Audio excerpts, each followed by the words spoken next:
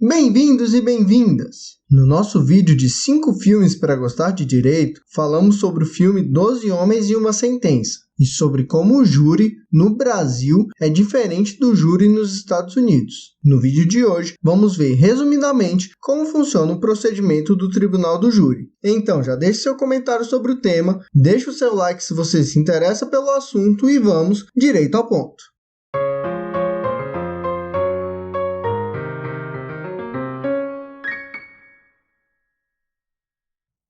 Bem, para começar, o que é o júri?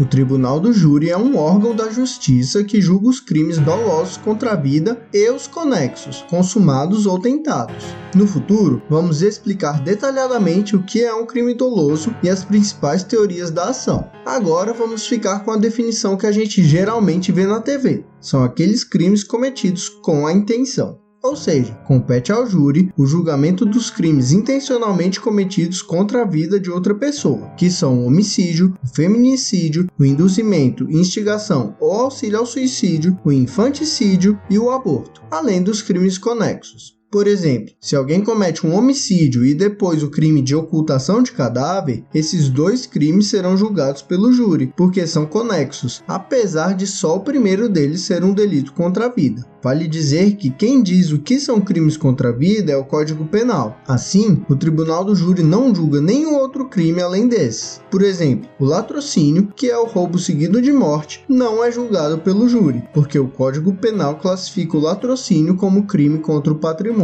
Pois bem, o júri tem duas fases: o juízo de formação da culpa, ou iudicium accusationem, e a fase de julgamento, ou iudicium causae, sendo que a segunda fase é bem mais interessante, então vamos passar brevemente pela primeira. Basicamente, após os procedimentos de defesa do réu, ouvir testemunhas, acariações, etc., o juiz togado vai verificar se existem indícios de autoria e de materialidade e se o crime em questão é realmente de competência do júri. Ele vai fazer apenas um juízo de admissibilidade da acusação e, em geral, não vai julgar o mérito da questão. Assim, ele vai ter algumas opções. Primeiro, ele pode absolver sumariamente o acusado, quando estiver provado cabalmente que o acusado não praticou nenhum crime. Outra opção é a desclassificação. Lembram que o júri só julga crimes dolosos contra a vida e os conexos? Então, o juiz pode entender que não houve delito contra a vida, por exemplo, que houve uma lesão corporal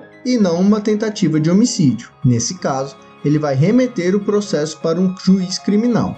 A terceira opção do juiz é impronunciar o réu. Diferentemente da absolvição sumária, na impronúncia, o juiz entende que não existe provas suficientes. É como se fosse um arquivamento. O processo é extinto, mas, se no futuro surgirem provas do crime, pode haver nova denúncia. E, por último, o juiz pode pronunciar o réu, quando o juiz julga admissível a acusação e remete o julgamento ao tribunal do júri. Nesse ponto, precisamos dizer que muitos juristas e a jurisprudência dominante entendem que, nessa fase, o juiz deve aplicar um princípio em favor da sociedade. Na dúvida, o juiz deve pronunciar para que o júri, ou seja, os próprios pares, decidam a matéria, já que o júri é o juiz natural do crime doloso contra a vida. Contudo, essa visão é extremamente controvertida, já que não existe em lugar nenhum da Constituição, enquanto o princípio do indúbio pro réu é extraído expressamente da Constituição, além dos problemas que vamos falar posteriormente neste vídeo. Continuando, uma vez pronunciado o réu, tem início a segunda fase, em que o juiz intima as partes para listarem as 5 testemunhas que pretendem ouvir, oportunidade em que as partes podem apresentar documentos e requerer outras diligências.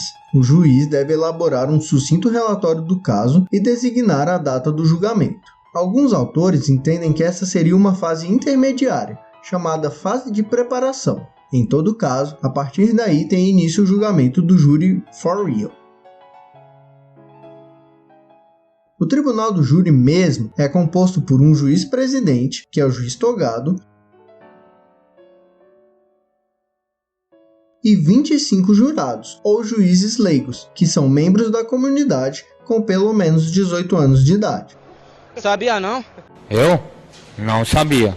Todo ano, cada tribunal alista pessoas da localidade, que podem se voluntariar ou que podem ser designadas. Aliás, se você tem interesse em se alistar para um júri, procure o sítio oficial do tribunal do seu estado ou do DF.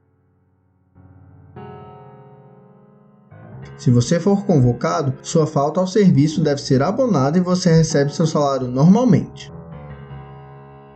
Continuando, em geral, são centenas de jurados em cada comarca. Destes, 25 são sorteados, podendo ser formada lista de suplentes. Esses 25 serão o tribunal do júri e, ao longo do ano, esse sorteio vai sendo renovado. Inclusive, em alguns estados, como Rio de Janeiro, todo mês existe um sorteio para a renovação dos membros. Já em outras comarcas, pode ser que os mesmos 25 sejam os jurados para o ano inteiro, o que não é recomendado porque os jurados vão ficando amigos do promotor, do juiz, enquanto a defesa só tem uma oportunidade por julgamento, não é mesmo?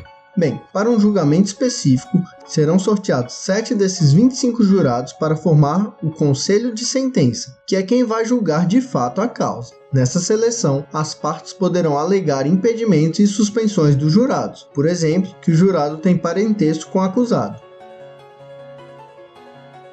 Além disso, cada parte pode recusar, sem necessidade de motivação, 3 jurados. É algo que a gente costuma ver bastante em filmes e séries sobre direito dos Estados Unidos, com toda uma ciência de escolha dos jurados. Formado o Conselho de Sentença, são esses 7 jurados que vão decidir, por maioria, sobre a culpa ou não da pessoa. E vale dizer que a decisão do jurado é secreta, e ele só deve satisfação à sua própria consciência. Por isso mesmo, o júri é muito criticado. No passado, por exemplo, mesmo com provas robustas pela acusação, era relativamente comum que o júri absolvesse acusados de feminicídio quando o homem matava uma mulher adúltera, alegando defesa da honra, assunto sobre o qual falaremos aqui no futuro, mas que, já adiantando, é uma tese que, felizmente, não cola mais atualmente. Mas espera aí, a gente acabou de dizer que o jurado julga de acordo com sua consciência. O que impede ele de absolver um condenado por feminicídio, por exemplo, pela legítima defesa da honra? Bem, tecnicamente isso pode acontecer ainda hoje, mas existe um recurso, chamado apelação, que pode ser interposto quando a decisão dos jurados for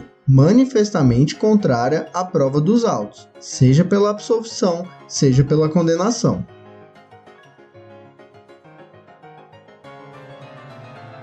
Nesse caso, o Tribunal de Segundo Grau deverá anular a decisão do júri. Como a Constituição diz que a decisão do júri é soberana, o tribunal não pode condenar nem absolver, somente pode determinar que o réu seja julgado novamente. Só que tem um problema. Se o segundo júri também julgar de maneira contrária às provas dos autos, aí não tem o que fazer, já que essa apelação só pode ser usada uma vez pelo mesmo motivo. Por isso que eu falei que, tecnicamente, ainda pode acontecer esse julgamento injusto. E por isso que o júri é tão criticado por muitos juristas, já que é um julgamento muito menos técnico em que pode haver essas flagrantes injustiças com mais facilidade. Mas voltando ao julgamento, uma vez sorteados os 7, eles deverão fazer um juramento.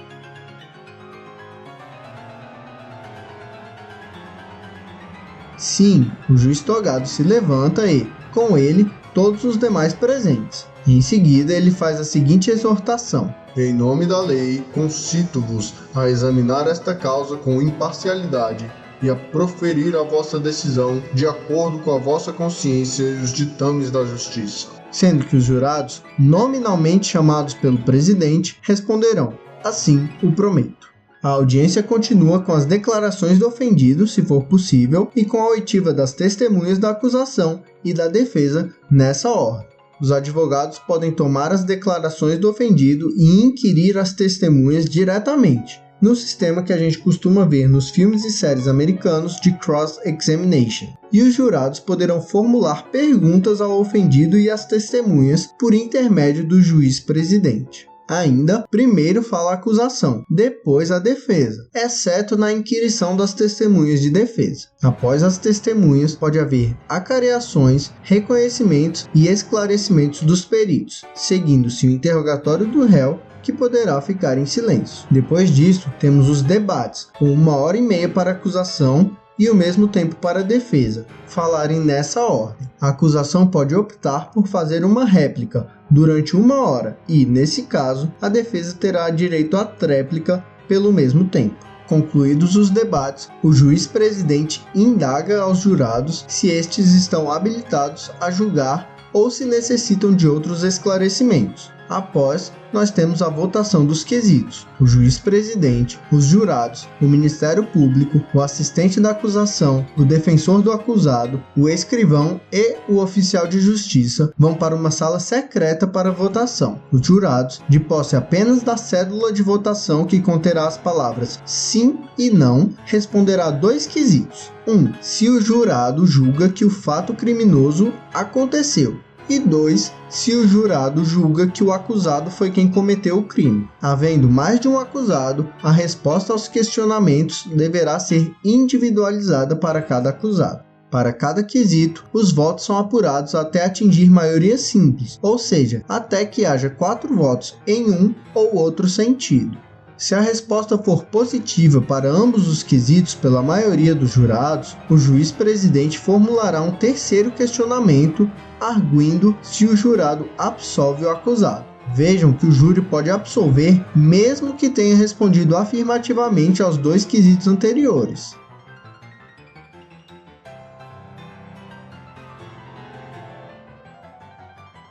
Já se a maioria simples dos jurados negar a absolvição, o juiz-presidente formula outras 2 questões, perguntando se existe causa de diminuição alegada pela defesa ou se existe alguma qualificadora ou causa de aumento alegada pela acusação. Depois de apurado o veredito do conselho, o juiz-presidente elabora a peça da sentença, determinando que todos retornem ao plenário para que haja leitura desta. Basicamente, em resumo, esse é o procedimento do júri.